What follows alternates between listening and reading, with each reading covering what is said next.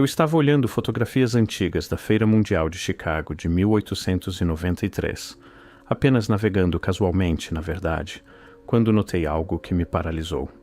Uma fotografia noturna. A cidade inteira estava brilhando. Centenas de edifícios, quilômetros de promenades, milhares e milhares de lâmpadas incandescentes traçando linhas arquitetônicas com precisão cirúrgica, fontes iluminadas por dentro, lagoas refletindo cascatas de brilho elétrico. E isto era 1893. Isto era Chicago, uma cidade que havia queimado completamente apenas 22 anos antes. Luz elétrica, nos dizem, o triunfo da iluminação moderna, o alvorecer de uma nova era. E talvez seja verdade. Talvez. Mas quanto mais fundo eu olhava, mais essa explicação simples começava a desmoronar sob o peso do que essas fotografias realmente mostram. Porque não era apenas Chicago. Não era apenas uma feira, uma cidade, um momento de demonstração tecnológica. O padrão se repete com precisão inquietante através de décadas, através de continentes, através de eventos supostamente desconectados. E tão rápido quanto vieram, desapareceram em meses, destruídas e apagadas. Essas cidades brilhavam. Metrópoles inteiras fabricadas, construídas em meses, demolidas em meses, mas entre esses momentos, durante essas breves janelas, elas resplandeciam com luz que parece impossível para a época que as produziu. Isso levanta uma questão simples, mas crítica. Como? Deixe-me ser específico sobre o que essas fotografias retratam.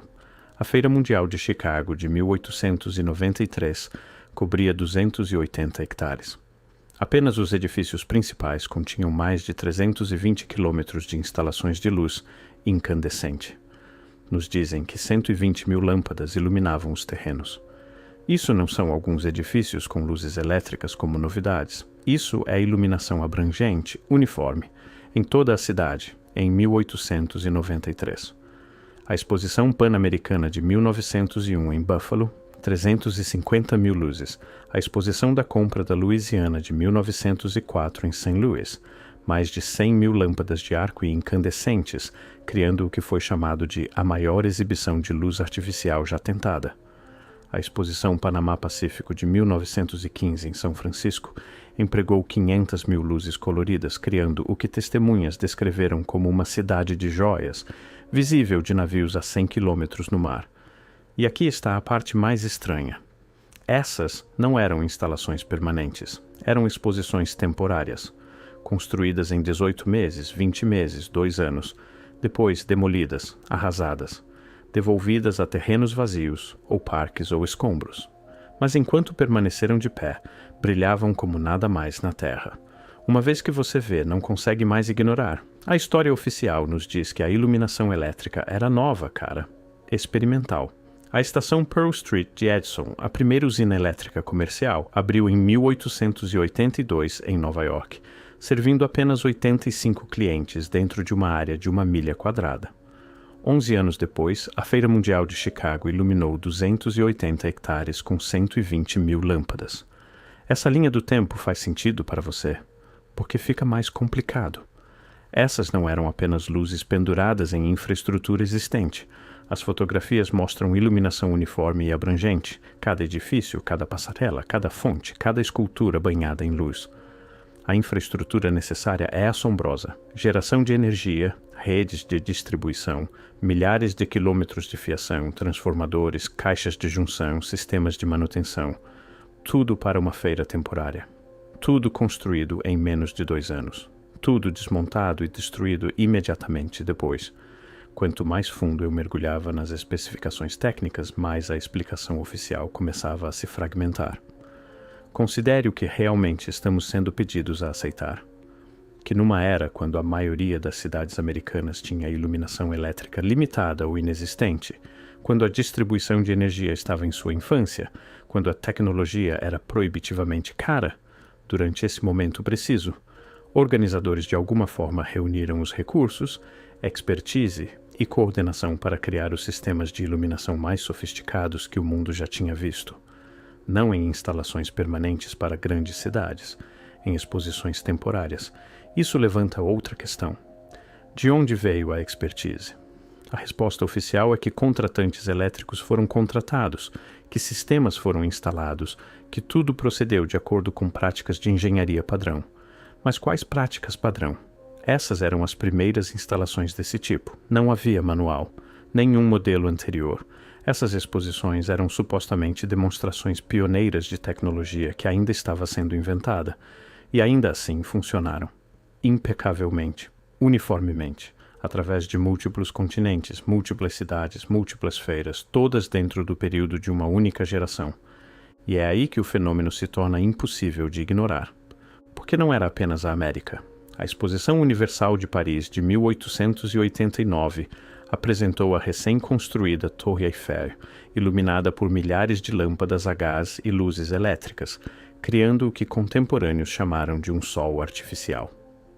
A Exposição de Paris de 1900 expandiu o conceito, com o Palácio da Eletricidade gerando 21.000 cavalos de potência para iluminar todos os terrenos da exposição.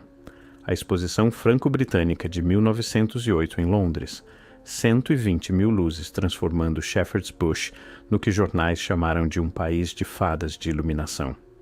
A Exposição Internacional de Bruxelas de 1910, iluminação elétrica abrangente por toda parte, com o Grand Palais sozinho contendo 40.000 lâmpadas.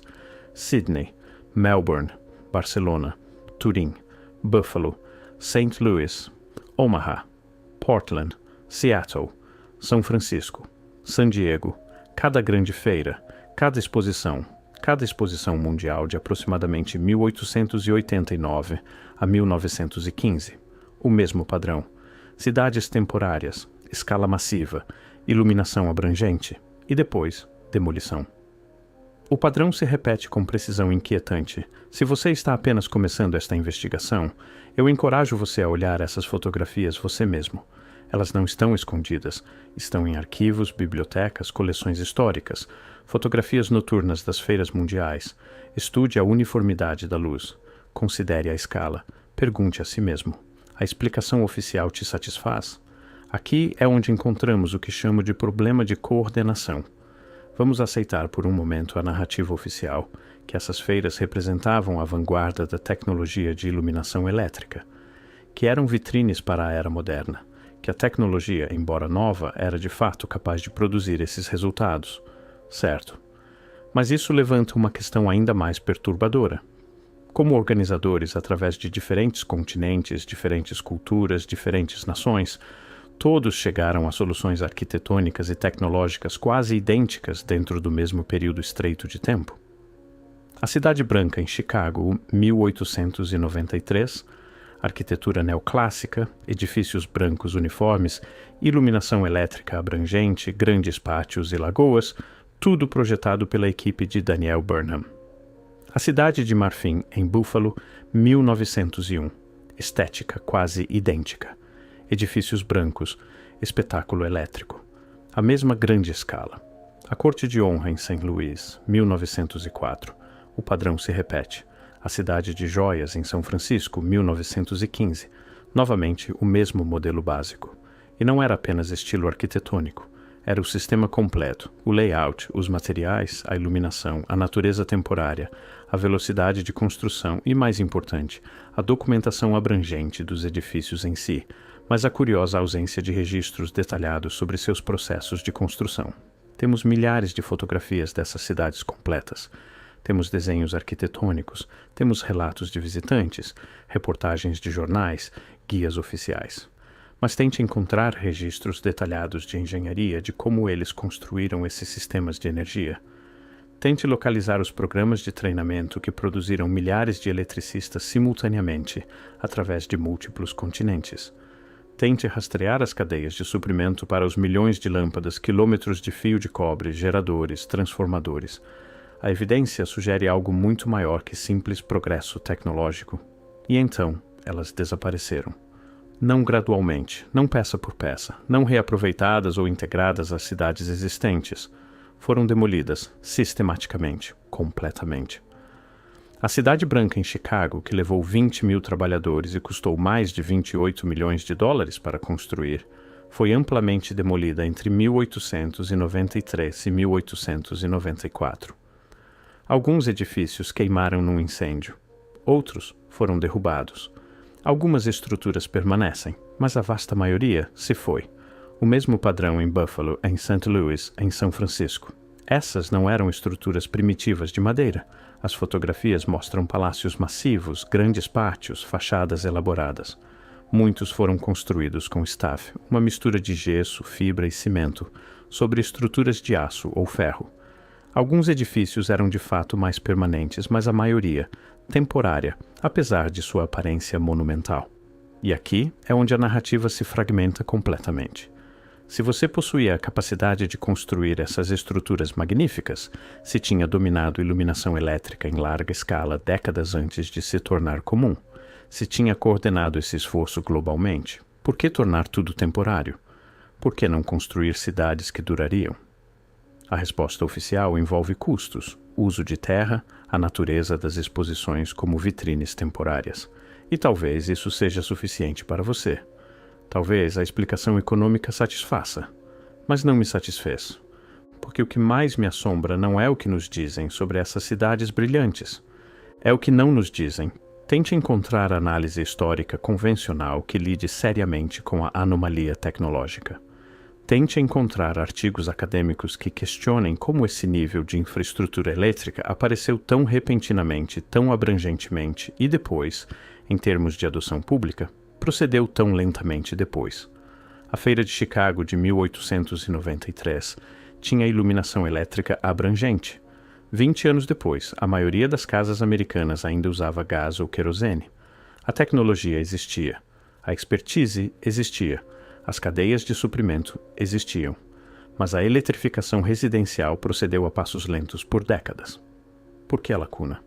Se essas feiras provaram que sistemas elétricos em larga escala eram viáveis, acessíveis o suficiente para exposições temporárias, por que a implementação permanente levou tanto tempo? O silêncio era ensurdecedor. Não silêncio conspiratório, não supressão. Apenas ausência. Uma ausência de curiosidade sobre a descontinuidade, uma ausência de questionamento sério, uma aceitação da narrativa oficial apesar das lacunas perturbadoras que contém. Deixe-me mostrar o que mais aparece nessas fotografias noturnas. A qualidade da iluminação em si. A iluminação elétrica moderna cria sombras duras, distribuição irregular, pontos quentes e áreas escuras. A iluminação a gás produz luz mais suave e amarelada. Mas olhe as fotografias das feiras cuidadosamente. A luz parece notavelmente uniforme, suave, difusa. Parece emanar não apenas de instalações visíveis, mas dos próprios edifícios. Algumas estruturas parecem brilhar como se as paredes fossem translúcidas, ou o próprio material luminescente. Agora, existem explicações para isso. Tempos de exposição fotográfica poderiam criar esse efeito. O material branco staff foi especificamente escolhido para refletir luz efetivamente. Posicionamento estratégico de luzes, refletores, planejamento arquitetônico cuidadoso. Todos poderiam contribuir. Poderiam. Mas quando você vê a mesma qualidade de iluminação em Chicago, Paris, São Francisco, Bruxelas e Sydney, todas usando supostamente sistemas diferentes, arquitetos diferentes, tecnologias diferentes, a coincidência se torna mais difícil de descartar.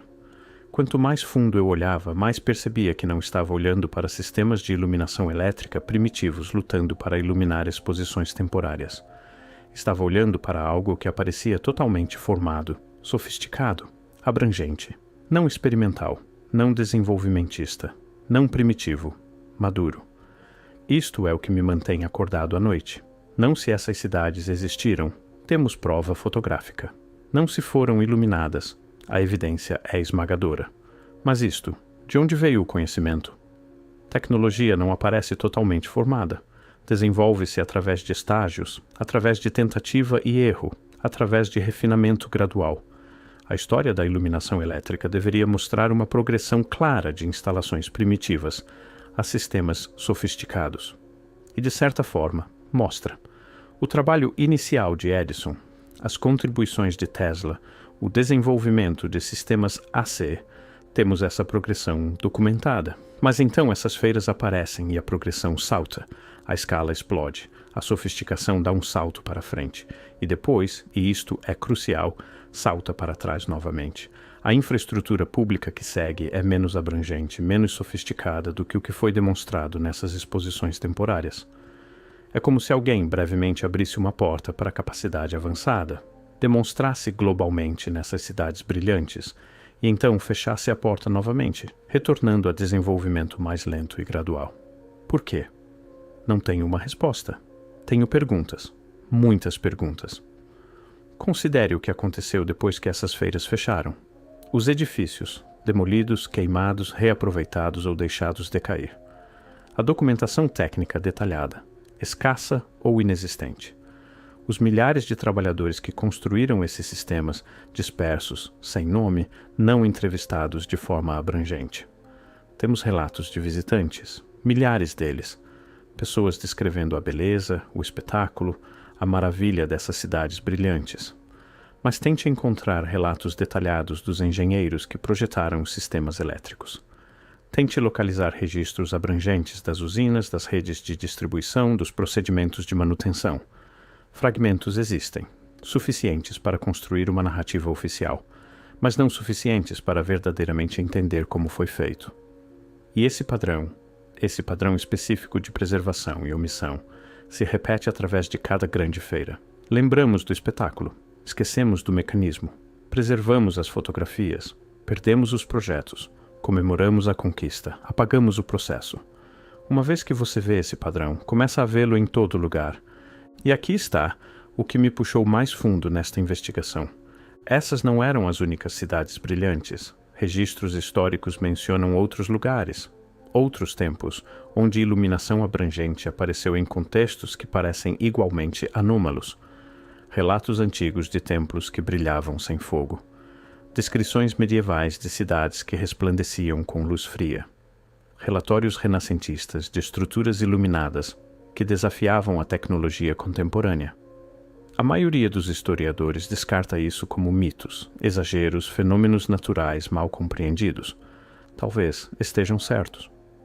Mas depois de estudar essas fotografias das feiras mundiais, depois de lidar com as descontinuidades tecnológicas, depois de ver o padrão de iluminação abrangente seguido por apagamento sistemático, estou menos certo. E se as feiras não estavam introduzindo nova tecnologia, mas reintroduzindo tecnologia antiga?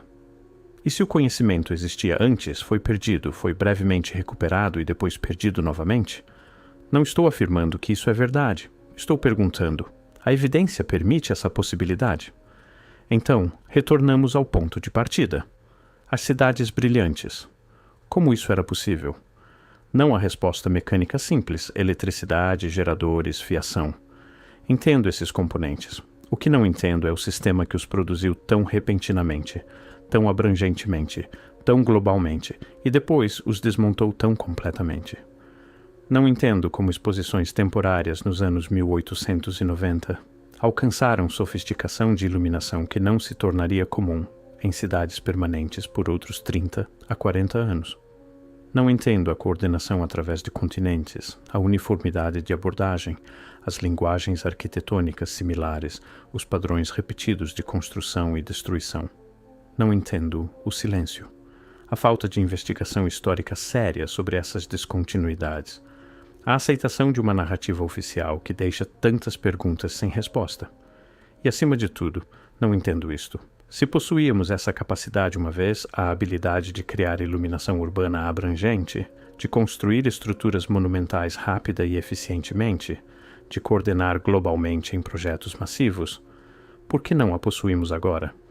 Ou possuímos e simplesmente escolhemos não usá-la desta forma? As fotografias noturnas permanecem. Não estão escondidas, não suprimidas. Estão em arquivos disponíveis para qualquer um que queira olhar. Imagens de cidades que brilhavam como joias, resplandeciam como sonhos, iluminavam a escuridão com uma intensidade que contemporâneos achavam miraculosa. E depois desapareceram, deixando apenas as fotografias e perguntas. Perguntas sobre o que sabíamos e esquecemos. Perguntas sobre o que construímos e destruímos. Perguntas sobre o conhecimento que brevemente surgiu nessas cidades brilhantes e depois recuou de volta às sombras. Não sei o que essas feiras realmente eram. Não sei se representam tecnologia perdida, história oculta Ou simplesmente um momento quando a ambição ultrapassou a economia e essas coisas impossíveis se tornaram brevemente magnificamente reais? Mas sei isto, a explicação oficial, que essas eram simplesmente demonstrações iniciais de iluminação elétrica, está incompleta. Não explica a escala, a coordenação, a sofisticação ou o apagamento. Algo mais estava acontecendo nessas cidades brilhantes, algo que escolhemos esquecer, ou algo que fomos encorajados a não lembrar. As fotografias preservam a luz, mas o conhecimento que a produziu, esse permanece na escuridão. E talvez seja onde sempre deveria ficar.